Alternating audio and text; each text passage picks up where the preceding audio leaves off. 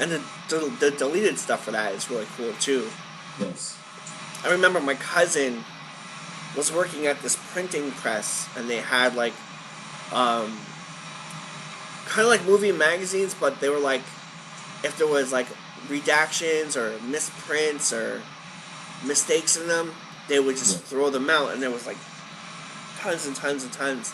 And they had one for the Crow, and it had like the Skull Cowboy stuff in it, like the Mm. actual like frames from that scene and frames from when the arcade girl gets killed that they don't Yes. show in the movie, and that was really cool because like the act when the book went to print, none of that was in there, you know. So like we got to see that and passed it around. I eventually lost it because passing it around never came back, Yeah. but that was really neat to see that way back then, and like when I was a kid, and then wanting to see that later on, and it took so long for that stuff to finally get released, you know. Yeah. So So you didn't see The Crow in the theater. Well, how did you see it the first time? um, my uncle rented it and bootlegged it for me. Nice. So I got a copy of that and Jurassic Park. Yeah, that and Jurassic Park at the same time. Jurassic Park was awesome to see in the theater too. Yeah. When I was, that T-Rex freaked me out, man. Wasn't I had expecting that. I had a similar experience with the theme park ride. It Yeah, traumatized me so much that I didn't want to ride it ever again. yeah, me too. Like I ended up doing it the second time with my sisters, but like the first time they wouldn't go. They wouldn't go on it. They were just like, "Oh, just go on it by yourself." And you're going around, and you know you got like the Velociraptor in a cage thing Yeah. and stuff like that. And it didn't. That wasn't too scary. But then when you're going up, and the T Rex is up there, and then you got that Yeah. descent.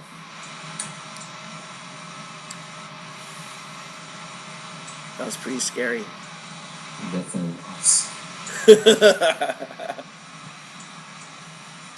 Yeah.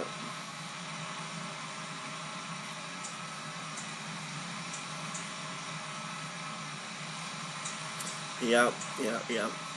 It's weird. I feel like I'm getting old now.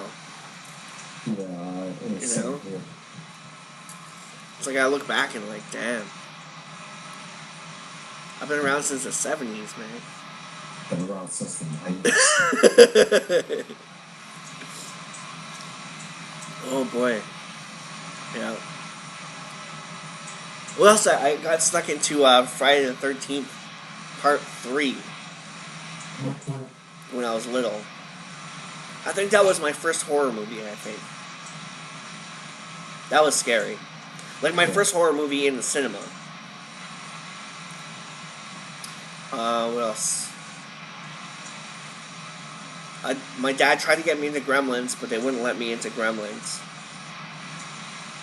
Um, which sucked. Yeah. So I went to see Beverly Hills Cop instead.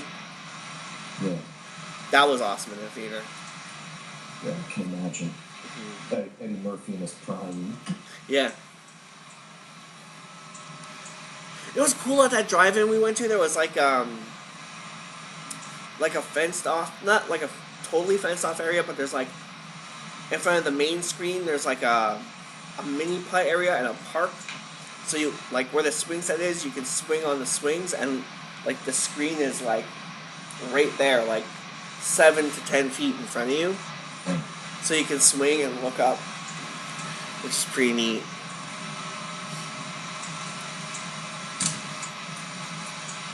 Yeah. My family was laughing at me from the car because I went to the bathroom and then I went and I walked over to the park area and I was like swinging on a swing, checking the place out. They're like making fun of me.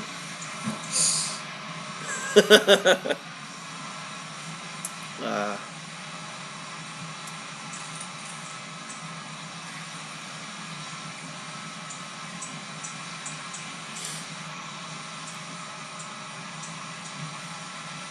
You know, we tried to sneak into Cicero, Cicero, Road or something like that. Yeah, we went to see Green Inferno, and then we tried to sneak into that, and then it was so packed we couldn't get in. It was like the whole theater was packed, so it must be good. It was really it was full. I haven't seen it that full in a long time.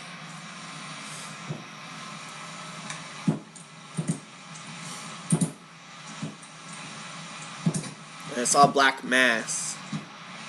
Black Mass. That was Yeah. I feel like they shouldn't have made that movie just because it was like it's kind of disrespectful to the families of what happened, and you know. But Johnny Depp was good. He was decent in that movie.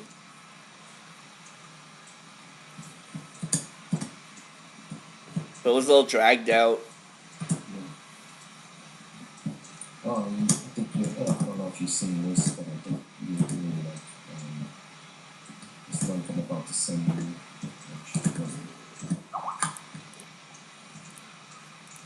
Right.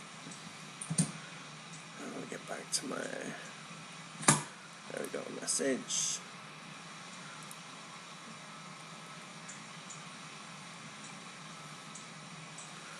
Turn the volume a bit.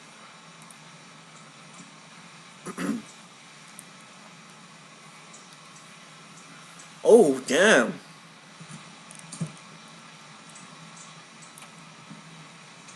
There's a live tour? Yes, there was a Mortal Kombat live tour.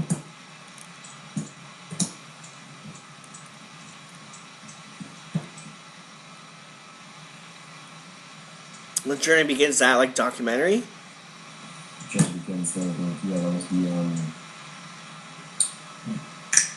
the animated tie-in that they made for the Mortal Kombat movie at the time. Oh, cool. I didn't see that. You know, it's in the Blu-ray for the movie. But it was the strangest thing is that when The Journey Begins came out on VHS and Laserdisc, there was actually a making of the Mortal Kombat movie at the end of the tape. They put The Journey Begins on the Blu-ray, but for some reason they don't put that making of featurette for the movie on the exact same disc. Okay. Well, you've got screenplays and shit in here. Yeah. Call sheets.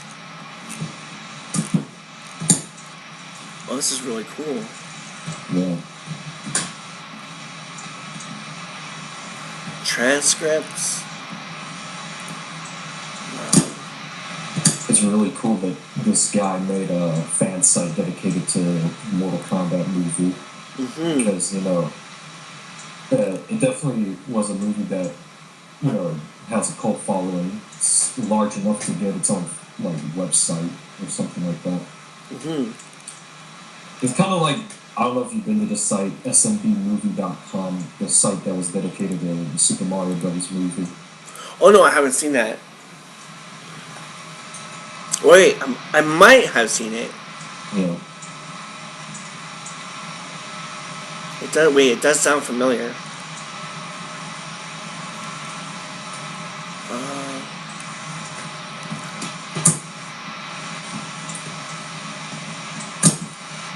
It's even got like the scenes from the live show.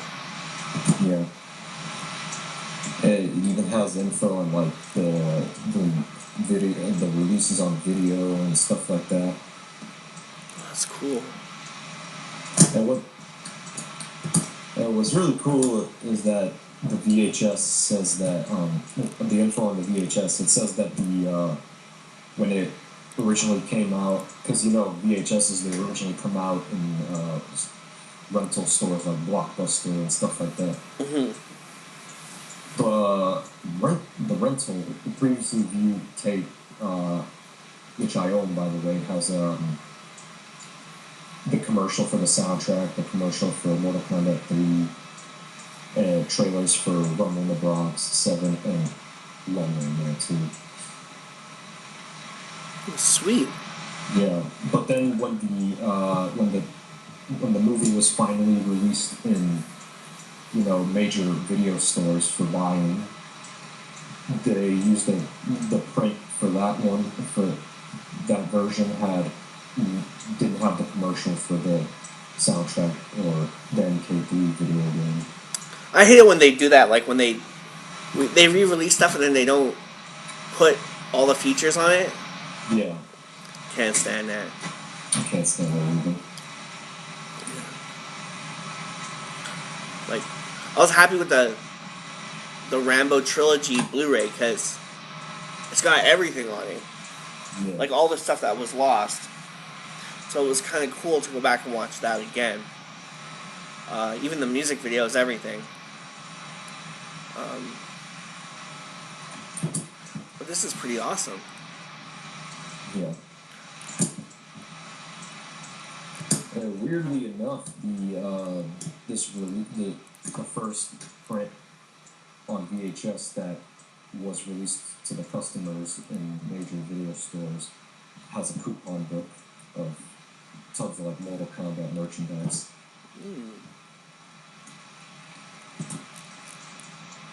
But Pretty still, sweet. no commercial for the soundtrack. That's kind of a bummer right there. Yeah. Because all that stuff's really nostalgic, you know? Yeah. So it sucks that when they do that. Yeah, the soundtrack spots, those are like some of the best things to come out of these like VHSs. Like, Yeah. you remember the VHS for Batman Forever that had the commercial for the soundtrack. Yeah. That was a great soundtrack, too. Yeah. That was everywhere, also. Yeah, it was. And that movie, Batman Forever, was it like the most hyped up movie of the summer of '95 or something like that? Yeah. Yeah, that was... Oh, man. That was great. Yeah. I saw that one in the theater, too, when that came out. Yeah, that was some cool stuff. Jim Carrey in his prime.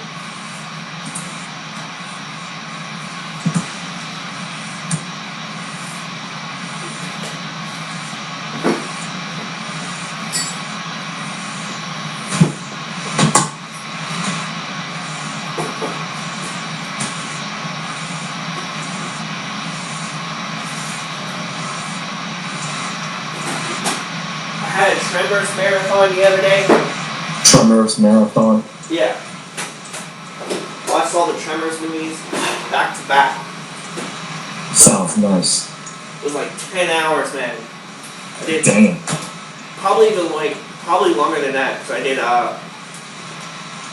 the new one first. I did Tremors 5. Then 1, 2, 3, and then the series, the whole series. There was like one season of the series. Yeah. And then I watched part 4, which is the prequel. After. It sucks because the series wasn't in order. It was all it was all mixed up. But it was good. It was good. Tremors. Also, speaking of like VHSs for movies, like different versions that have different previews and stuff. I don't know if because I think it came out first as a rental, the Crow VHS. I don't know if that has a soundtrack commercial, but the one that was released for customers didn't have the soundtrack spot, but it did have the interview with Brandon Lee. Oh yeah. I remember that. I had it at the end. Yeah. Yeah. Yeah, I had that mini interview. The other day I was listening to the Crow soundtrack, and then I was like a lot of the songs are different from the movie versions. So I went looking for the other versions.